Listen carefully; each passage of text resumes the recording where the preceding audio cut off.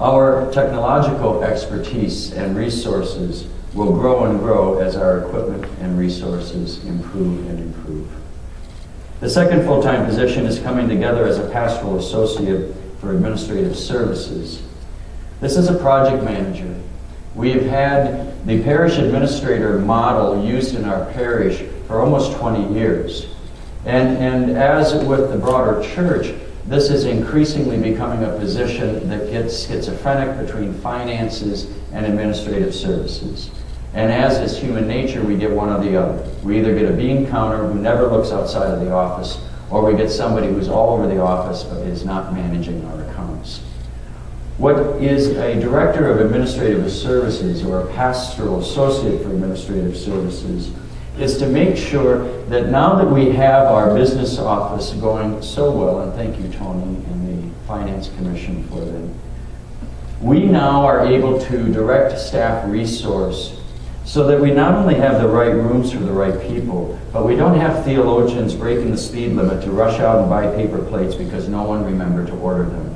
If you've ever encountered kind of this little bit of a chaos where it doesn't quite seem that everything kind of came together, or if you feel you're part of the too few who do too much what other people should be doing too, a lot of that is administrative services and having a coordinator so that we support the great work we're doing without being bogged down sometimes in all the administrative details.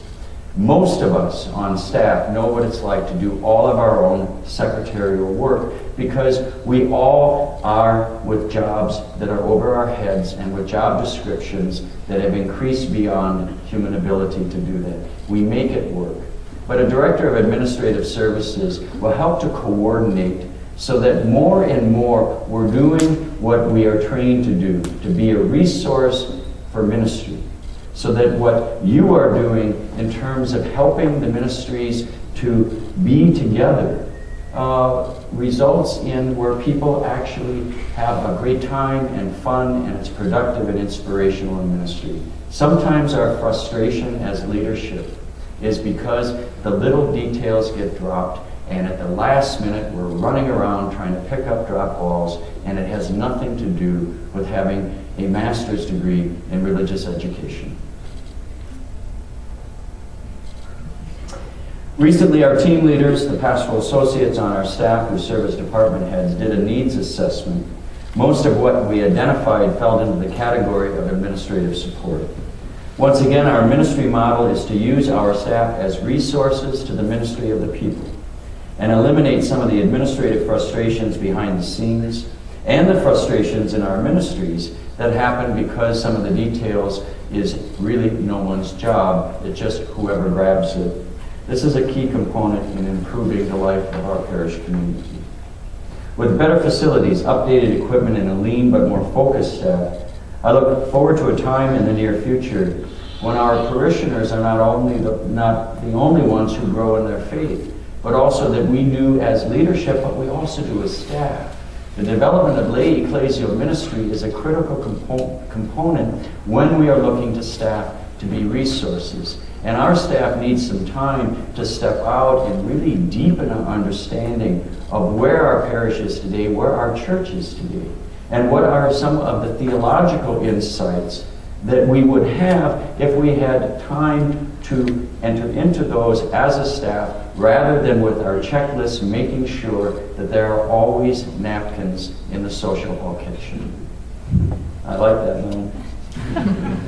I look forward to a future where our parishioners grow in their faith because of the continued quality of our liturgical life, the ease of becoming involved as an expression of our baptismal identity, and a significant reduction in the obstacles of finances and facilities.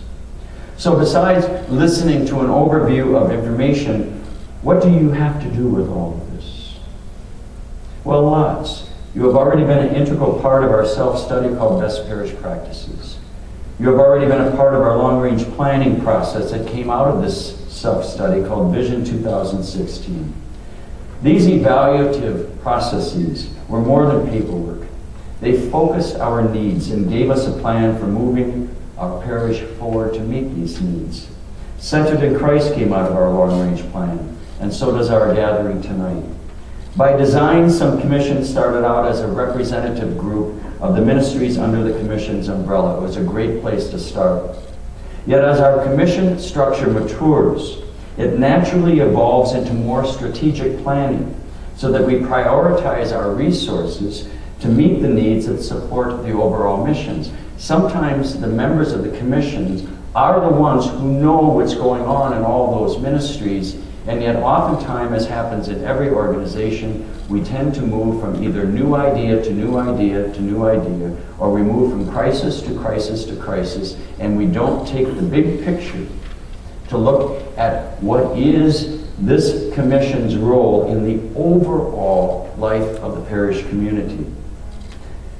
The physical building of new and improved facilities, along with long-term stability of our operating budget through debt elimination, I would like to present to you tonight as but an outward sign of the work we need to do within our commissions.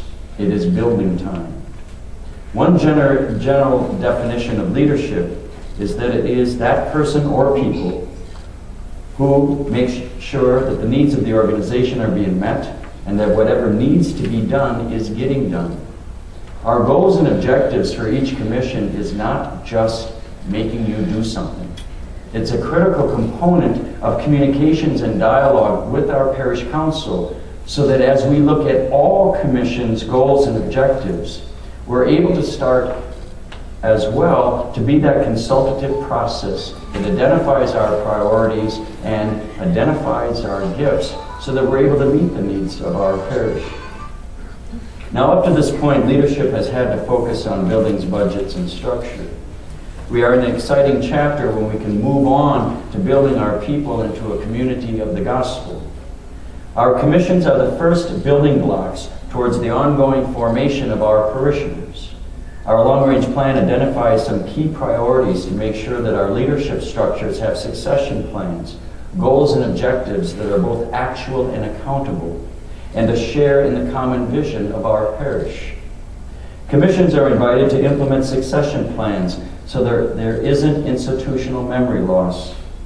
This happens when a commission starts out strong, but then loses members because of a lack of focus or underdeveloped understanding of the roles and responsibilities of the commission. New people then are recruited and we reinvent the wheel.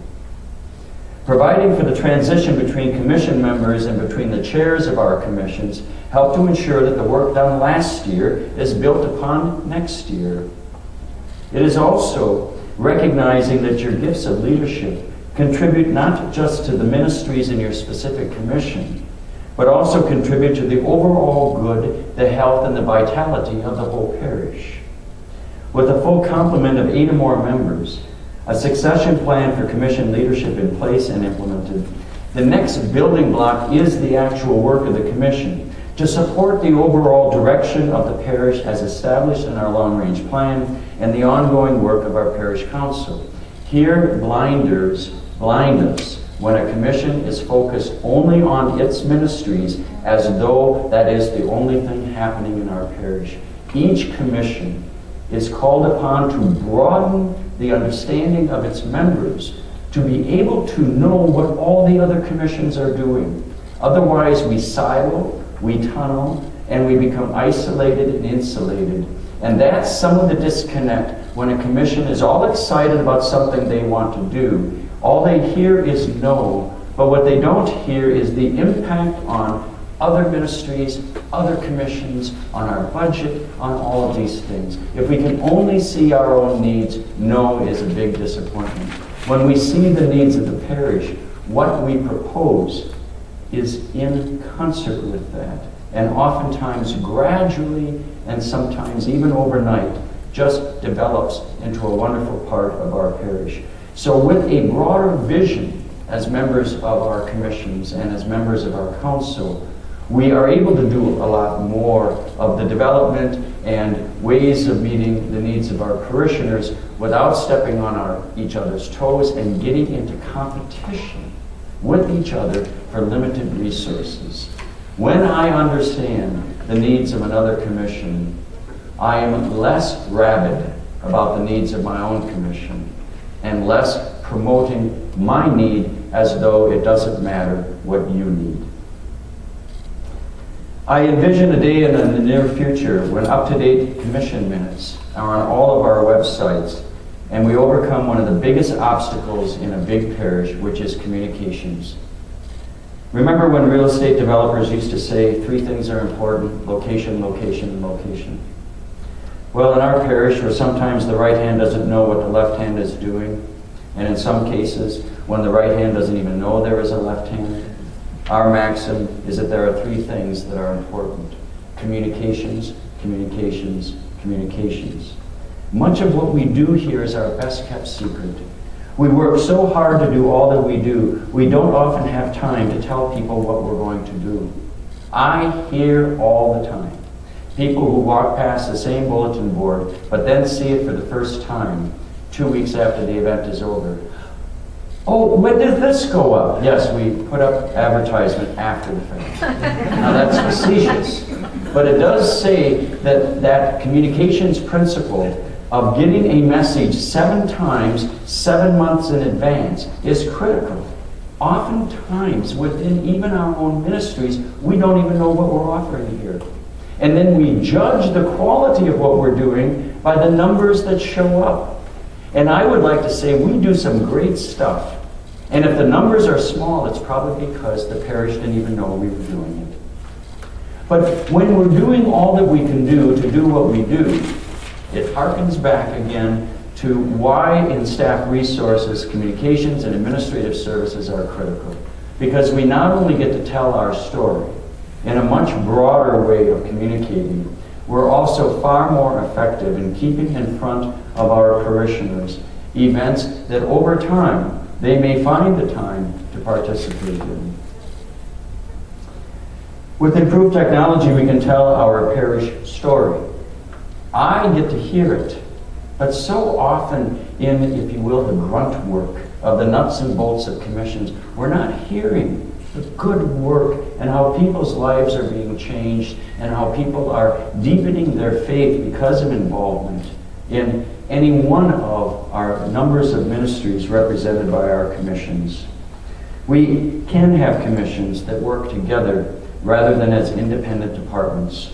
We can have collaboration and cooperation at the push of the send button. This is part of building our people.